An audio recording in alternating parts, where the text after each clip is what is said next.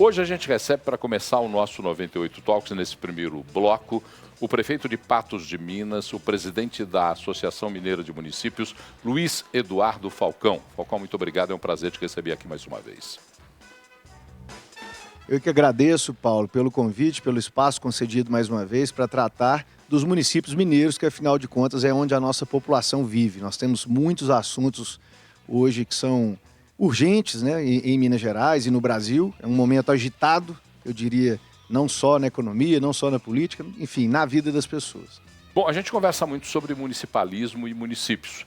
Todo mundo está esperando eu começar essa entrevista perguntando para você de um recente imbróglio envolvendo o vice-governador do estado e o prefeito de Patos, presidente da MM. Mas eu vou subverter a ordem.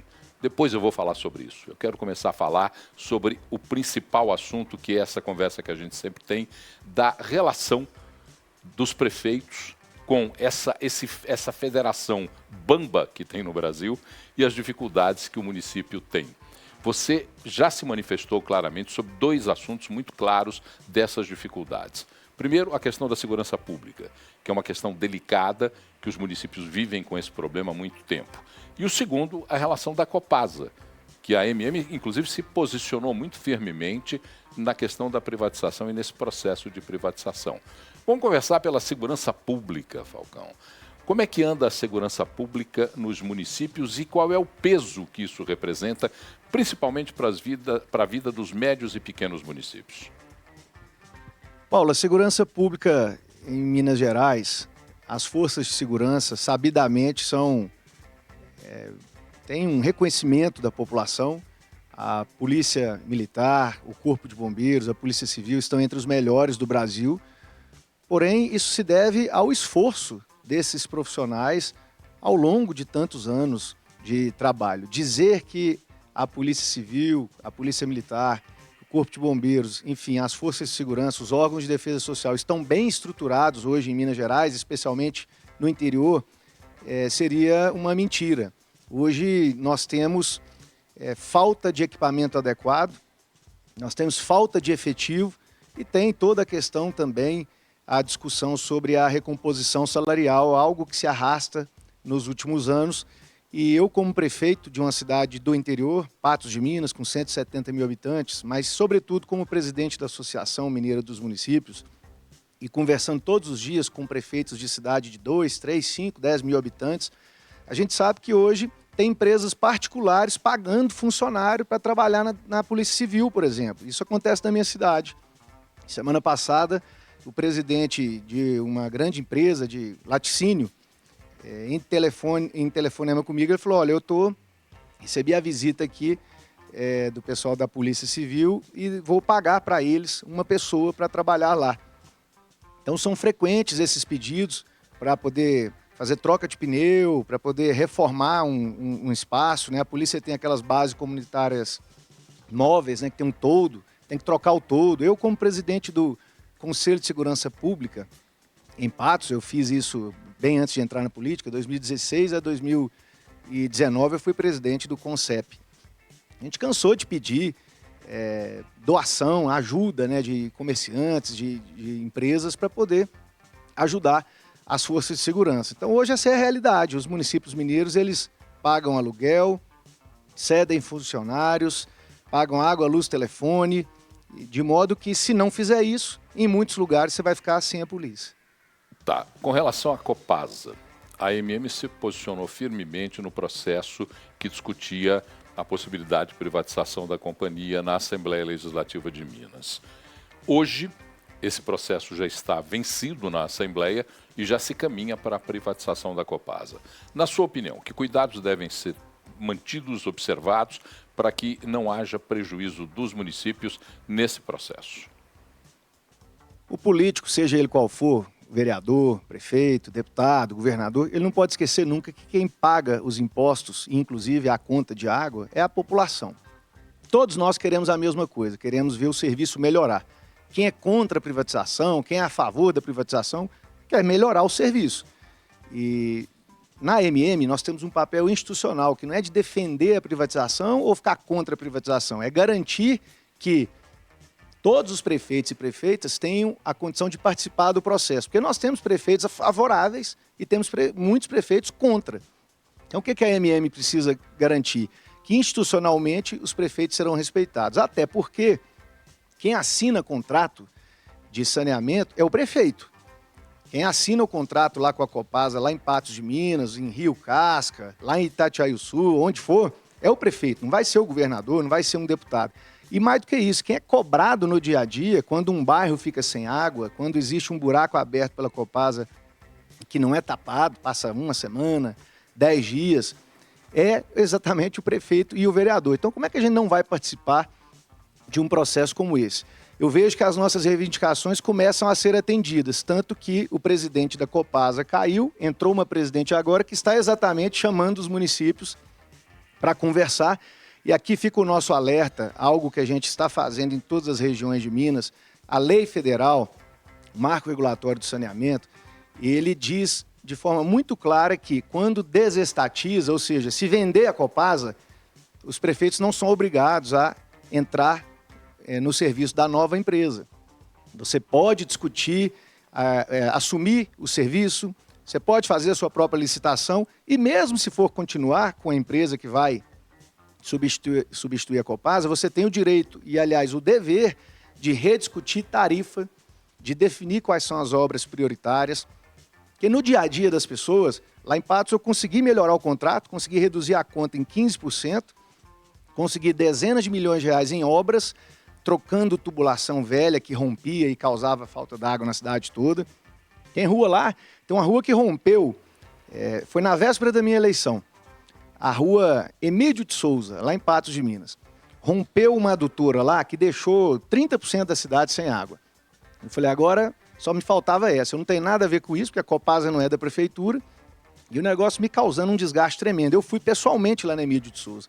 Quando eu cheguei lá, tinha mais de 15 pontos de rompimento antigos, que foram rompidos, que foram refeitos, e os vizinhos, né, contando para mim, o prefeito, isso aqui rompe toda semana, porque a tubulação é de amianto, ela é de 50 anos atrás, então isso é comum no interior, principalmente.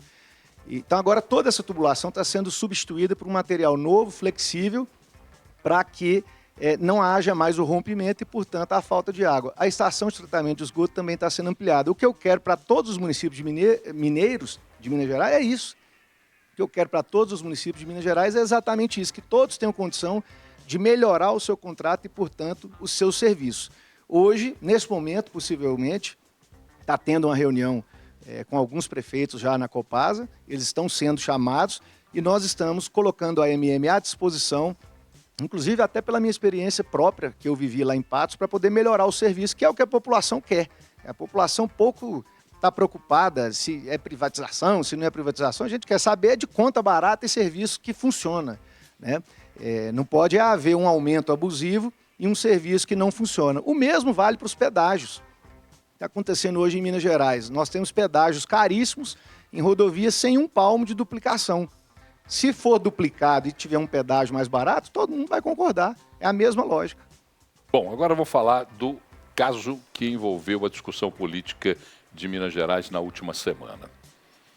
Houve uma conversa entre o vice-governador do estado, Matheus Simões, e a sua esposa, a deputada estadual Ludmila Falcão. Nessa conversa, sua esposa relata num vídeo uma conversa pouco amistosa, cobrando através dela uma posição sua como prefeito, como presidente da Associação Mineira de Municípios. Eu queria a sua versão do caso, a sua livre versão do caso.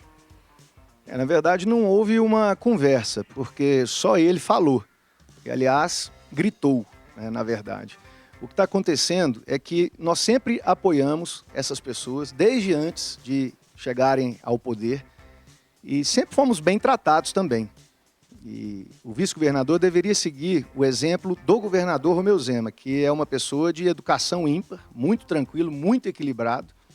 Infelizmente, não foi o que aconteceu em se tratando do vice-governador. Eu tenho defendido, como presidente da AMM, de forma institucional, respeitosa, que o Estado passe a arcar com suas próprias despesas, ou seja, passe a custear integralmente a Polícia Civil, Polícia Militar, Corpo de Bombeiros, IMA, Emater, Hemominas, porque os municípios estão sacrificados com isso.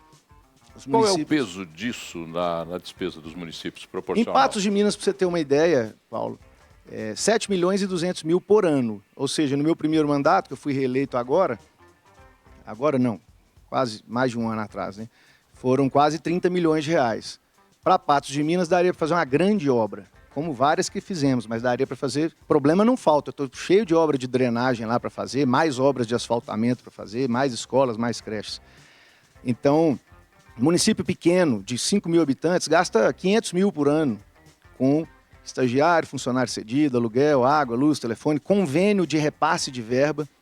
Então, o peso certamente é de centenas de milhões de reais por ano, se você somar todos os municípios de Minas Gerais. Eu tenho defendido isso de forma institucional, respeitosa, inclusive através de documento que a nossa diretoria entregou para o governador Romeu Zema presencialmente. Éramos mais de 30 prefeitos de todas as regiões que compõem a nossa diretoria. E nós entregamos uma relação com os principais pedidos, hospitais regionais, estradas e essas despesas que são custeadas pelo Estado. Na semana passada, na sexta-feira, completaram-se 4 meses sem resposta. E eu venho simplesmente, como faço aqui agora, pedindo que o Estado assuma as suas próprias despesas para aliviar o caixa dos municípios. E aí, o vice-governador não gostou disso e mandou cortar o convênio com a Polícia Civil somente de Patos de Minas e sem repor nenhum funcionário. Nós tínhamos lá 13 funcionários cedidos. Além do pagamento de aluguel, água, luz, telefone, ele cortou o de Patos e não repôs nenhum funcionário. Então, me parece uma retaliação para talvez até piorar o serviço, né? Já que 13 pessoas fazem muita falta.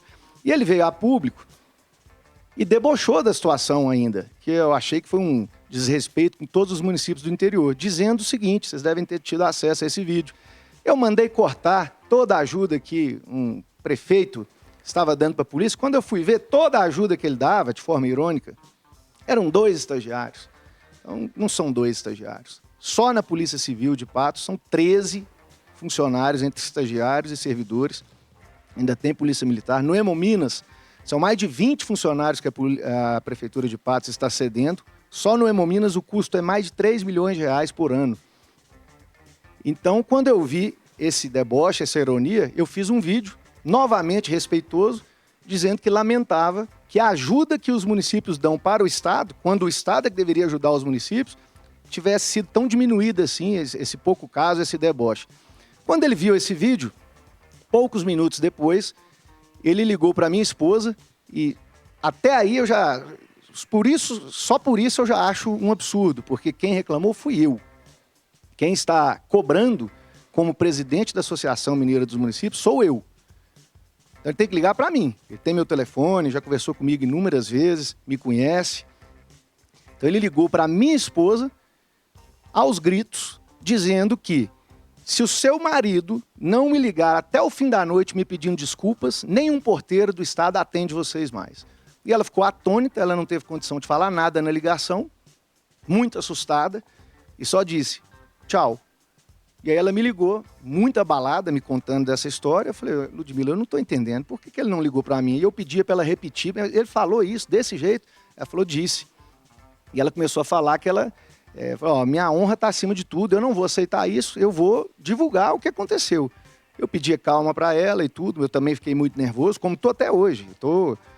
Isso não se faz, né? Na política não vale tudo. E eu, antes de tudo, está a minha família. A minha trajetória na política pode se encerrar, não tem problema nenhum.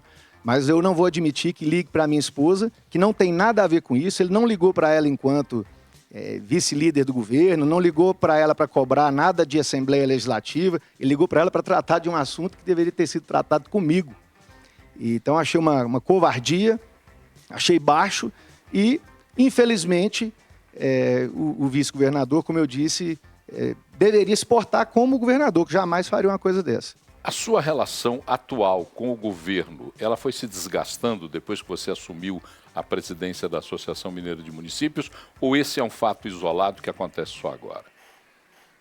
Acho que o governador Romeu Zema fez um ótimo primeiro governo, organizou realmente as contas, apesar da dívida estar crescendo por conta dos juros, enfim, aí a discussão vai longe. Mas no segundo mandato, e aí talvez isso se deva pela entrada do vice-governador, e que tem controlado cada vez mais processos dentro do governo, a coisa tem desandado, inclusive nesse aspecto de não aceitar cobranças, não aceitar críticas. E eu digo aqui com muita tranquilidade, eu não tenho feito críticas ao governo simplesmente, eu tenho feito, sobretudo, cobranças.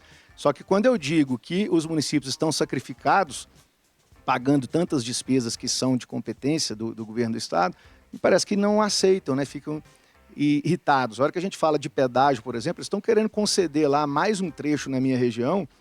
O primeiro trecho foi concedido de Patrocínio até Uberlândia. É um pedágio de R$15, não tem 1 metro de duplicação e nem previsão. E hoje lá está esburacado. Eu tive acesso a um ofício do governo federal para o governo do estado, dizendo: coloquem lá placas que vocês são os responsáveis, porque vocês pediram para estadualizar o trecho. E nós do DENIT, nós do governo federal, estamos recebendo muitas cobranças. Eles querem fazer o mesmo agora de Patrocínio até Montes Claros, passando por Patos de Minas. É um trecho muito grande. Então, é legítimo, como prefeito da minha cidade, dizer que a gente não pode fazer uma privatização mal feita. Eu sou a favor de concessões bem feitas, como eu fiz a PPP, a Parceria Público-Privada, de iluminação pública lá da minha cidade. Colocamos LED na cidade toda e baixamos a taxa de iluminação pública em 15%. Agora, você fazer uma PPP, fazer uma privatização, uma concessão de rodovia que não tem terceira faixa, que não tem duplicação, que não tem rotatórias alongadas, enfim, que não tem a melhoria do serviço e já cobrar de cara da população um dos pedágios mais caros do Brasil, a gente não pode concordar com isso. E dizer isso não deveria ser encarado como ofensa, porque eu estou simplesmente repetindo a opinião da minha população que está lá me cobrando todos os dias. A sua atuação agora à frente da Associação Mineira de Municípios fica mais difícil? Haverá dificuldade a partir desse episódio ou você acredita que isso possa ser superado?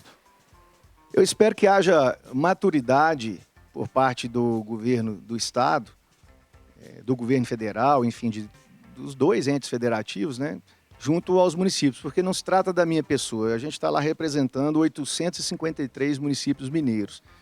Infelizmente, o que o vice-governador falou com minha esposa começou a se confirmar no outro dia. Ele exonerou um rapaz de Patos de Minas, que é do Partido Novo, partido do governador, que trabalhava aqui em Belo Horizonte, foi exonerado no outro dia, e uma moça que era superintendente lá na SEDESI, né, no desenvolvimento social, que estava desde 2019, eu nem estava na política, muito menos a Lúdia, a menina não tem nada a ver com a gente, ela também foi exonerada lá em Patos de Minas no outro dia.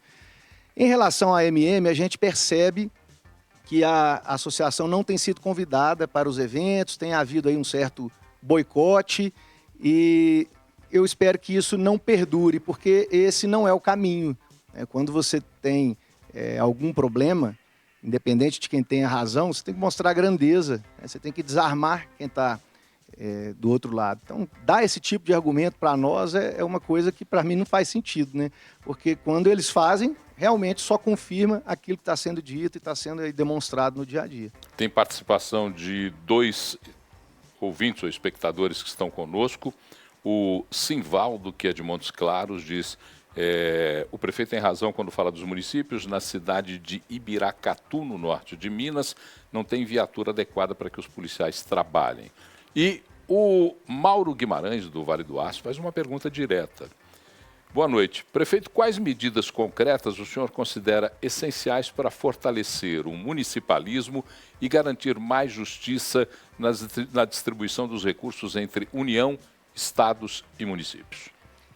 A medida que resolveria o problema seria o Brasil ter um pacto federativo de verdade, que a divisão dos recursos, Mauro, ela é injusta. Quem está nos assistindo talvez não saiba, mas de tudo que vocês pagam de imposto, cerca de 10% fica no município.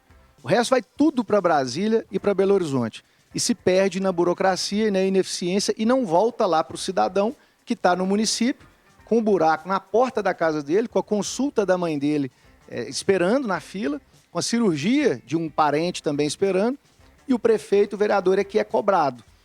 Então o pacto federativo ele tinha que ser revisto essa divisão tinha que ser pelo menos igualitária, 33,3 para cada um, ou que isso fosse mudando aos poucos. O que a gente sabe que é uma realidade distante. Eu estou vindo de Brasília hoje, Paulo, e a gente estava lá na Confederação Nacional dos Municípios, todos os presidentes estaduais que representam os municípios de seus estados, deliberando para fazer uma manifestação em Brasília no final do mês que vem, em fevereiro. Por quê? As coisas estão sendo aprovadas em Brasília e o pessoal bate palma, tira foto, mas não fala de onde vai sair o dinheiro. E no final empurra lá para o município pagar. Os pisos salariais, que aliás colocam o prefeito numa situação muito difícil, porque aí todo mundo vem no prefeito e fala, então você é contra determinada categoria? Porque você não quer pagar o piso? Pera lá, eu só tenho 10% daquilo que a população paga de imposto. Não veio nem R$1 a mais. Se eles estão me empurrando cada vez mais pisos, cada vez mais programas, cada vez mais obrigações, se eu tenho que pagar Polícia Civil, Polícia Militar, Bombeiros, IMA, Matéria Mominos, como é que eu vou ter recurso para assumir novas obrigações? Então, os municípios eles estão sendo cada vez mais achatados, estão ficando com a corda no pescoço e, inclusive, já aconteceu em Brasília no passado essa manifestação de colocar a corda no pescoço, os prefeitos fazendo isso simbolicamente lá dentro do Congresso Nacional. E coisa parecida vai acontecer agora no final de fevereiro. Então, o que precisaria acontecer, essa questão das despesas que o Estado deveria pagar e os municípios pagam, já seria um grande avanço. Ontem mesmo eu recebi a ligação de um prefeito de Arapuá. Tem uma estrada estadual que passa quase dentro da cidade dele e ela está na terra. E chovendo, mas chovendo muito.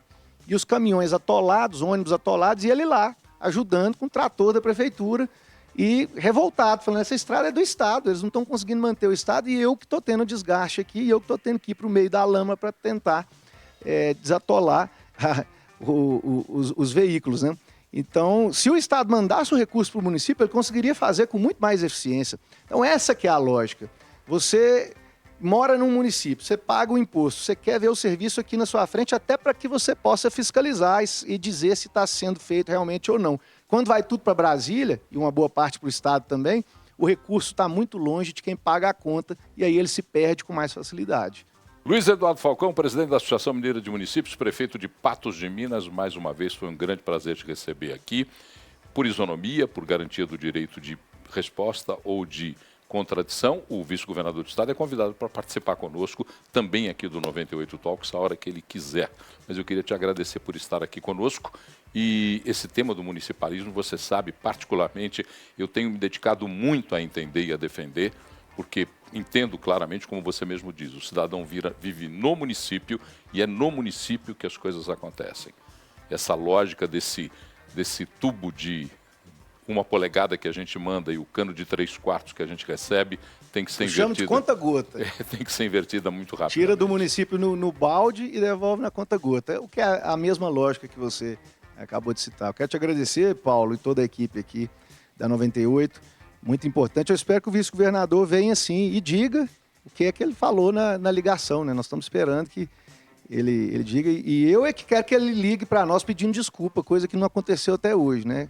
E todo mundo erra, mas poderia ter ligado logo em seguida, né? Falar, me excedi aqui, fiquei nervoso, mas infelizmente não aconteceu. Enfim, nós vamos seguir a nossa vida, seguir fazendo o nosso trabalho por Patos de Minas, pela MM, a Lud como deputada estadual, e nós fomos eleitos para isso, para trabalhar. Uma pergunta que me veio agora aqui, até para entender essa lógica de conversa, algumas pessoas dizem que você tem interesse na sua candidatura ao governo do Estado e por isso polemiza dessa forma com o governo. O que isso tem de verdade? Olha, o que eu posso repetir, né? Eu acabei de falar e posso repetir que não fui eu que causei o problema, né? Não fui eu que comecei essa situação. E eu, como prefeito de Patos de Minas e como presidente da MM, eu quero participar de um projeto que pense a Minas Gerais do futuro. Minas não pode ficar discutindo só o passado, embora eu também concorde que o PT não pode voltar, o Pimentel foi ruim. Tudo bem, mas a gente não pode ir para o terceiro governo somente com essa narrativa e sem olhar para frente, sem projeto inovador, sem inteligência artificial, sem modernidade, sem tecnologia. A Índia fez lá 30 quilômetros de asfalto em 24 horas. Nós temos que pensar nisso para Minas Gerais. As estradas não estão boas. Isso é que me preocupa. Independente de candidatura, eu estou disposto a me somar, a formar grupo. Foi isso que eu sempre fiz até aqui. Hoje o meu grupo são os prefeitos, nós estamos todos no mesmo barco. E essa questão de candidatura, isso aí, eu acredito muito que acontece naturalmente. Eu candidatei em Patos de Minas, ninguém acreditava em mim, eu era piada lá. E eu fui eleito e depois reeleito com a maior votação da história, o primeiro reeleito da história. Na AMM também não acreditavam. Podem surgir novos nomes, a gente acredita em projeto. Eu quero ver projeto de 20 anos para Minas Gerais, 20 anos para frente, projeto de futuro. Tenho conversado com outros políticos de Minas Gerais também, e a gente tem que parar de discutir briga política, partido político, e discutir a Minas Gerais do futuro, que as pessoas estão pagando imposto para isso.